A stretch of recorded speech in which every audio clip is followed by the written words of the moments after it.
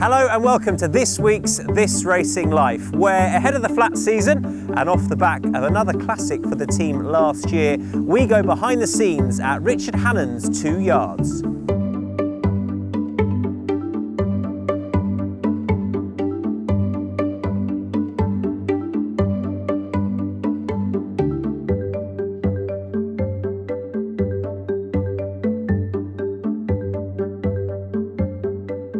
Well, we are here on a rather wet day at one of 2 yards at Richard Hannon's. This is East Everley Stables, home to such former champions as Tiggy Wiggy, Strong Suit and Guineas winner Night of Thunder. Let's go and meet some of the vital individuals that keep this place churning out champions. But it's still Morphy struggling on, but being pressed now by Noble Decree. Noble Decree from last year's winning stable coming now to take up the running. Inside the final furlong, and it's Noble Decree from Morphy. These two very close together. Sharp Edges in third, Touches only fourth, and racing up towards the line, and Morphy just racing ahead again. And coming to the line, it's going to be a photo finish for the Guineas between Morphy for me the winner. Strong Suit is now scything through the field in the red and green colours and moves through to third, forced to change course several times. Elzarm's got first run and has gone 2 lengths clear. Strong Suit has had a lot of trouble in running. He's trying to close on the leader. Elzarm's Strong Suit has got to win half a length. Elzarm's Strong Suit hit the line all close. Here's Kingman exploding for the far side group. Kingman's come through to lead that group with Night of Thunder Australia under the near side rail. Night of Thunder drifting over Australia and Kingman. They're wide across the course. Kingman, Night of Thunder dives and I think won the Guineas. Inside the last, Ivorwood still has the advantage from Jungle Cat over on the far side. Angelic Law continues to stay on stoutly in the closing stages, but up towards the line it is Ivorwood who's coming away. Ivorwood wins the July Stakes. Tiggy Wiggy is sent for the line by Richard Hughes. Here she opens up now. Anthem Alexander is 2 lengths behind in second place. Behind these Terra, High Celebrity moving into third. Tendo is next, a furlong to go. Tiggy Wiggy with a 2-length lead. Anthem Alexander is trying to get to her. Tiggy Wiggy in front. Anthem Alexander begins to close, but Tiggy Wiggy holds on to win. What's the winter been like for you in comparison perhaps to previous seasons? What's been different perhaps this year? I'd say we've had a milder winter. Weather's been good to us. The horses' coats have generally been pretty good throughout. Obviously the slight issue we've had is you get a little bit sort of short-staffed in the winter. People go, people come. So we do have to work quite hard to get through it. But the lads here have done a great job to get these horses looking as well as they are now, and they've done a great job keeping them fit. A lot of trainers struggle to get their horses, their 2-year-olds onto grass at an early stage, and we're lucky our 2-year-olds down here, for instance, wouldn't see any weather surface for the first 5-6 months of their training careers. So we're very lucky in that regard. They learn a lot from obviously cantering on the grass, and there's no white rails, so they've got to sort of teach themselves to balance themselves getting up the hills and make sure they keep themselves in a straight line. Where are you coming into the start of classic campaigns, trials coming up imminently? Where are you with the team of horses you've got for the classics this season? Well, look, obviously behind you you've got Watan, who was Group 3 placed last year. He's developed and strengthened really nicely over the winter. Obviously Urban Icon we're all very excited about. He's a lovely colt. He's a great mover. He was 2 from 2 last year, and he's done really well over the winter. And just between the 2 yards you've got here, I mean, is there a real even divide and an even split quality in each, and there's good quality that tends to come out of both of them? 100%. I mean, last year obviously Bilston Brook was up at the other yard. They had Barney Roy up there 2 years ago. They've had some very good horses up there, and obviously we're lucky this year to have some really nice horses down here. On the 2-year-old front as well, there's no real sort of idea in terms of who goes where in terms of where we put our 2-year-olds, but we split them up evenly, and obviously the ones that come to the fore will eventually show their way in sort of August, September time. We run both yards sort of as separate entities in regards with staff and obviously gallops and obviously horses. Everything sort of remains quite separate, and they're two. It's quite a nice sort of change to have 2 different environments for horses. So if horses aren't as well suited by one place, we can switch them to another. And if a horse is losing their way in terms of they're just not wanting to do to race, then we can switch them over as well. It gives them a change, and like you say, a change is as good as a break. But staff-wise, we're very lucky. Down here we've had a lot of guys who've been here for a long time. They're very loyal to the place, and Richard obviously looks after them very well and keeps them happy. And yeah, we're very lucky in that regard to have had a strong team of staff throughout. Do you remember the first time you came in here, and what was your sort of first impression? First time you sort of sat down with all the guys in here. Some have been here for such a long time. What was that like for you? It's an amazing place to come because the history you see with all the horses that have been through the yard, from Hannon Senior to Richard now. They've had a lot of good horses and a lot of good times, and you can see it through the guys here. It's a very happy yard. The lads are all sort of always on good form, and that reflects in the horses as well. I think just in terms of they tend to be happier horses. But no, we've got a great team of staff, and the guys who I've come down here to work with, they were great to me when I started, and we've had a lot of fun over the last 4 years.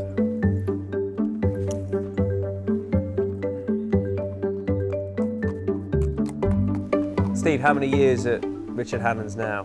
I came here as a 15-year-old in 1970. I couldn't even put a head collar on, and I rode a winner the following October at Ascot on a horse called Sid. So that was in 1971. So I left, well, I'd done 4 years here, then I got too heavy for the flat. I rode 3 more winners on the flat, and then got too heavy. Also rode a jump winner for Richard as well, senior. And then went to Turnell's, but I always came back and rode out in the summer, always. And I rode all 3, Monfils, Don't Forget Me and Turl, the 3 Guineas horses I rode. So. Just going back to you say as a 15-year-old coming here, you couldn't put a head collar on. Where did that leap come from for you at that age, coming into a yard and actually wanting to be a jockey? I always wanted to do it ever since I was a 6-year-old. Or I don't know why, just my grandfather had a lot to do with working horses. But that's the only connection really I had with horses. And what was it like first walking into a yard as a youngster in a yard like this as well?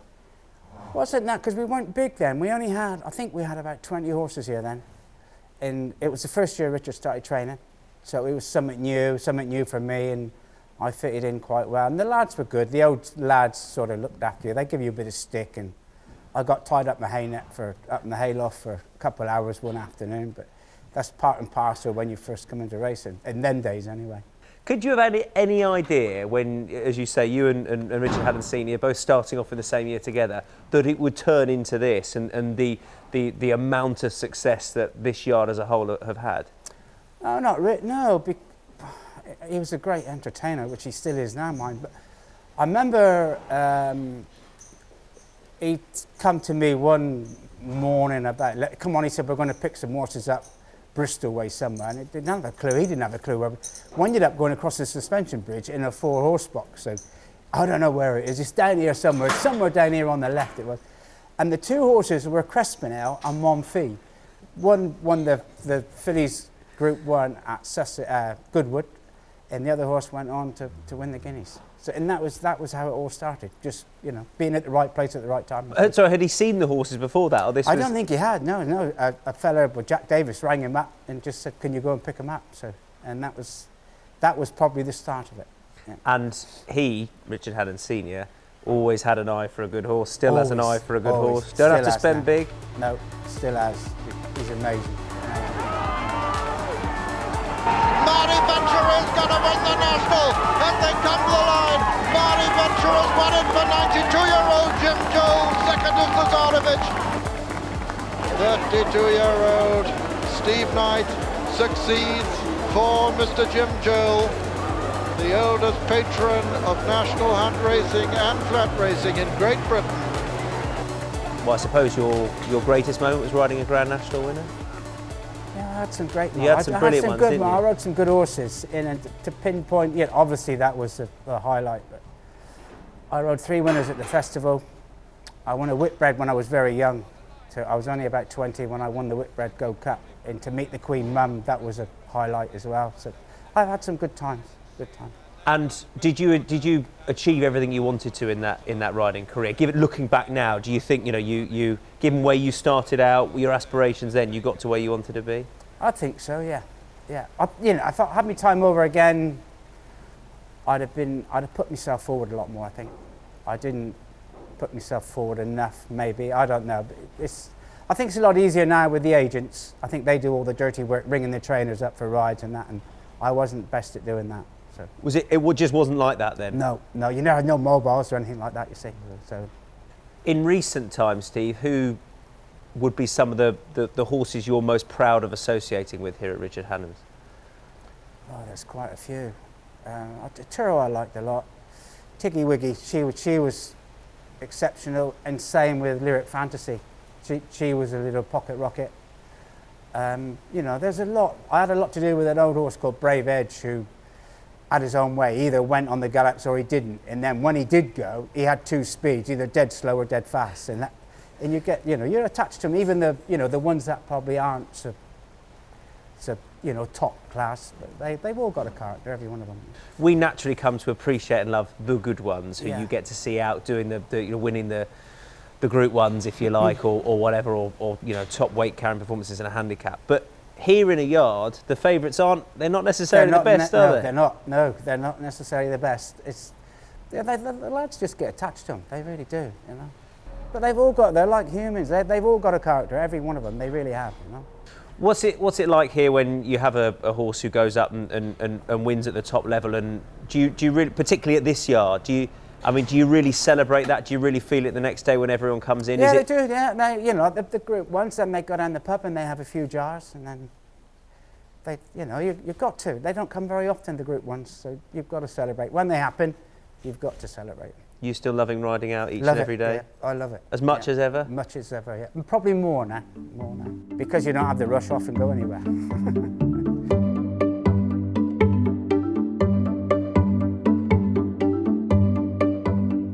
And so to the Herridge Yard, where other young talents have developed into household names. Paco Boy, Canford Cliffs, and the champion filly Sky Lantern amongst them.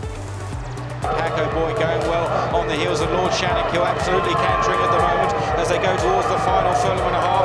Pipe Dreamer, Lord Shannikill, but Paco Boy is absolutely cantering on the near side. Hook Bar taking off out wide though, and Hook Bar coming through very strong. Hughes has to get to work on Paco Boy, who quickens up very willingly. Oh, what a class act! Paco Boy wins the Lockinge, almost hard held. Leo de la Plata, Goldie Cobra moves alongside. Canford Cliffs is her shadow. This is how it looked like unwinding. Goldie Cobra forced to commit. Canford Cliffs half a length down.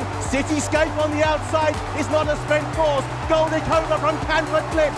Cityscape on the outside. Canford Cliffs alongside Goldie Cobra and gets his head in front. Cityscape on the outside. Canford Cliffs. Goldie Cobra going down fighting, but Canford Cliffs on the Queen Anne. Sky Lantern from a long way back, and Moss, whose path was blocked. Just the Judge moves through the press, Winning Express. Then on the far side, Sky Lantern. Moss had a troubled passage, is now out in the clear. It's Just the Judge on the stand side, Sky Lantern. Between the pair, Winning Express. Snow Queen thundering home with Maureen. Just the Judge, Sky Lantern. Over the top, they go for the line, the Guineas. Sky Lantern! Richard Hughes wins the British Classic. Here comes Olympic Glory, Frankie producing him on the right, and they head down, and Chopin's coming there as well. It's now top-notch Tonto, Olympic Glory, Frankie kicks him into the lead, and here he goes. Olympic Glory is cleared away by 2 or 3 lengths. Tullius has come out of the pack to chase him. Verrazzano is closing as well, but as they race towards the line, Olympic Glory gives Frankie Dettori a 4th Lockinge.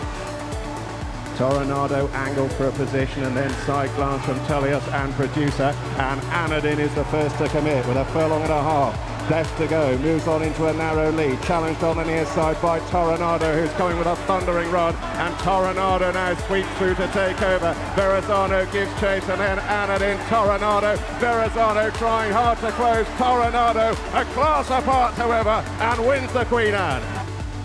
Barney Roy is under a ride. Moore now beginning to work away on Churchill, pulls him out 4 lengths to make up. They've got just over a furlong and a half to go. Lancaster Bomber has moved to the front once again, being challenged by the Godolphin pair. Barney Roy coming wide of Thunder Snow. Churchill is no better than 4th as they enter the last furlong, and Barney Roy on the near side now has moved through to Lancaster Bomber and Thunder Snow. Barney Roy in front as they race for the shadows, the post, and Barney Roy wins the St James's Palace Stakes for Godolphin. Tony, you've seen some good horses in your time here. How many years is it now, Richard Hannon? 29. Big celebrations planned for 30 years? They must have something lined up for you. Well, I hope it'll be around Royal Ascot time, so hopefully we'll have something for Royal Ascot next year. Have you, or what have you seen change in your time here? In that time, would the yard have grown substantially? The yard has grown a lot. Like when we came here 29 years ago, this was a stud, so we had to completely redevelop it. It's grown a lot. A lot of work has been done, a lot of money spent, and you have to go with the times, and luckily Richard is able to do it, and we are going with the times. And with regard to the 2 yards now, at what stage did your role at this yard start to develop personally for you? Well, I never worked in the other yard. I came straight here. So when I came here and the boss had just taken it over. So I came in here as a head man, and I've seen a lot of changes, and it's worked out very well. And as far as young jockeys coming through that you've got now, was that in some way the role in racing that the yard always had? Was it always a good place for young jockeys to learn their craft, to challenge, say, for apprentice titles and to progress through the ranks? We've always had a lot of apprentices. Like years ago we had Dane O'Neill, Ryan Moore, Harry Skelton, Hayden Frost, Pat Dobbs, Richard Smith. We've had always had good apprentices all the way through the years.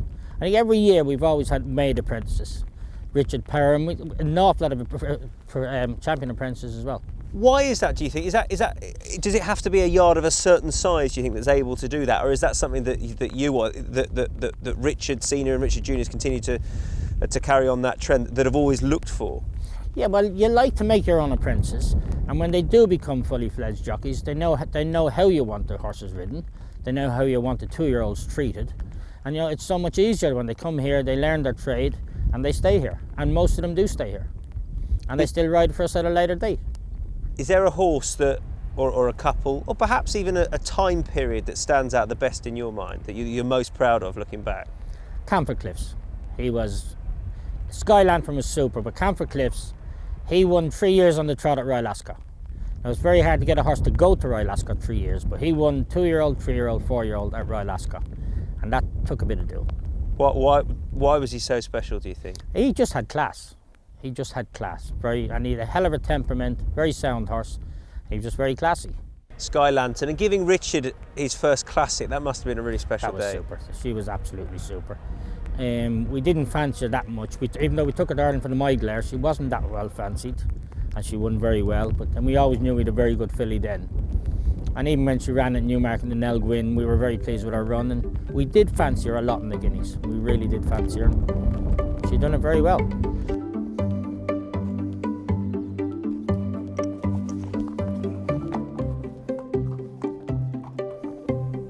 It's like a jigsaw puzzle. Some days you can do it, some days you can't. Just let him canter through nicely, he doesn't want to do anything special. Yeah. Richard, Seamus is on Come On Leicester.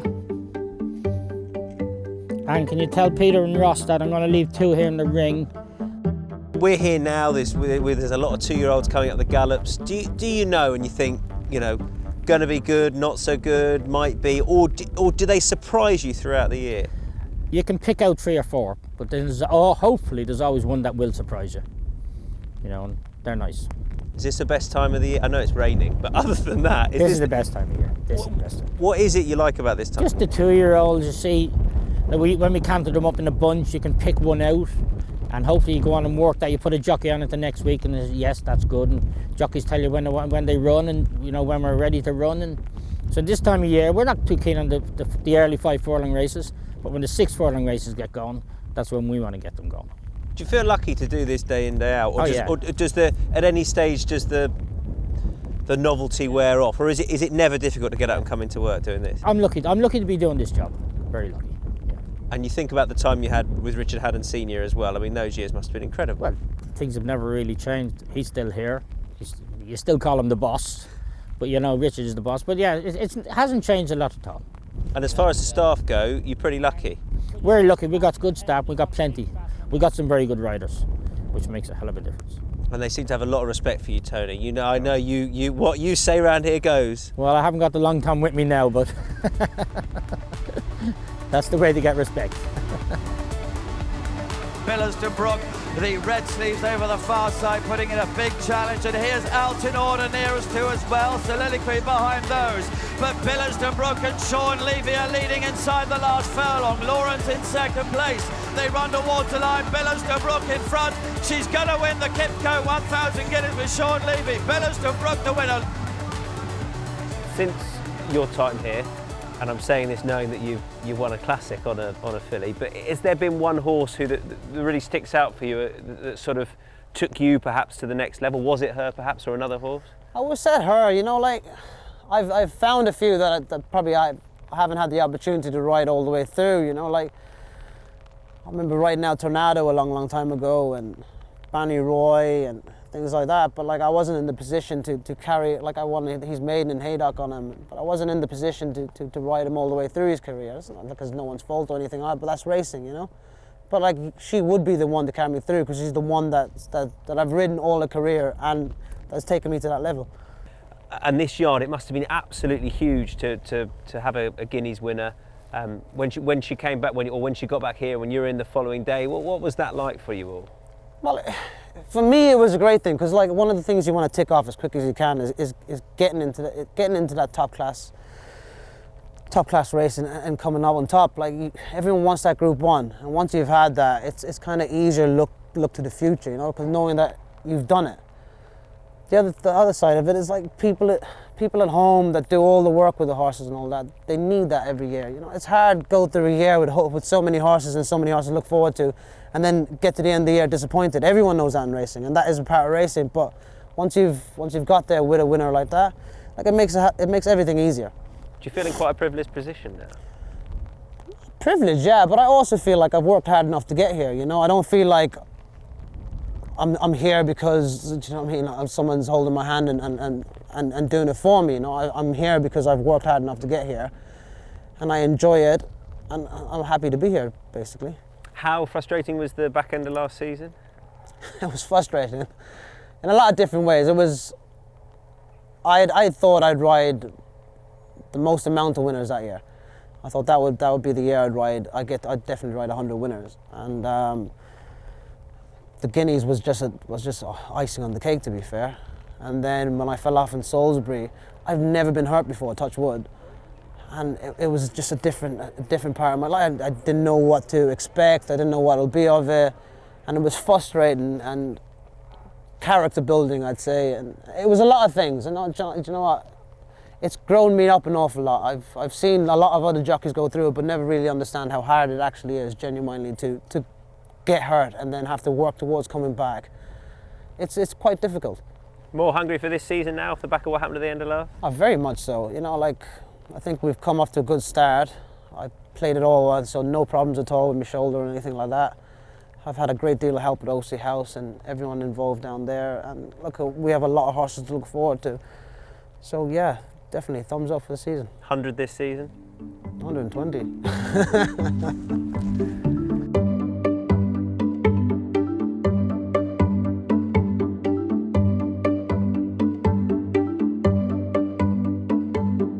Claire, how many years have you been at Richard Hannon's now? I have been here 14 years.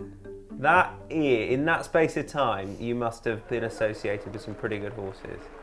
Some seriously good horses, yeah, very good. Canford Cliffs, definitely, by a long way. I travelled him everywhere, bar his Guineas win in Ireland, where the main head lad took him.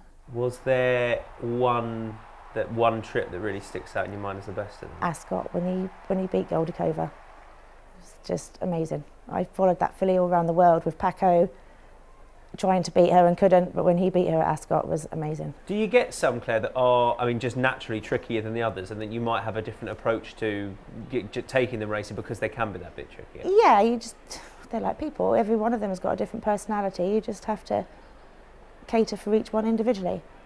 Canford, you couldn't ask for an easier horse to deal with. To be fair, most of the good horses are like that. They're very professional. That's why they're as good as they are. I suppose in some ways that the fact they're more professional means that they can show their best on the racecourse. Yeah, exactly.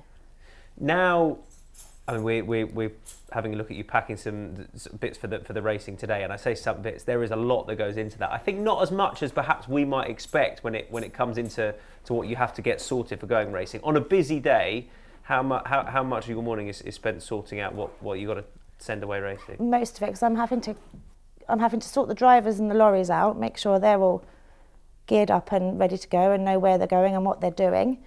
And then I have to pack all the kit for every individual horse, and some days in the height of the season we could have 6 meetings at home, plus maybe even one in France or somewhere. So I have all those kits to pack and make sure everything's washed, dried, cleaned and ready to go off again the next day. And everything's got to be there? Everything the horse needs, tack-wise, basically goes into one of these bags. Medical type stuff and buckets and that sort of thing will all stay on the lorries all the time, so that it's there for when we need it. But I pack everything for the individual horse in one of these bags. Yeah, and you've got to know exactly what's meant to go. Well, I can't really remember 250 horses, so we do put little notes on passports, if I can find one. Here's Fox Happy for Kempton.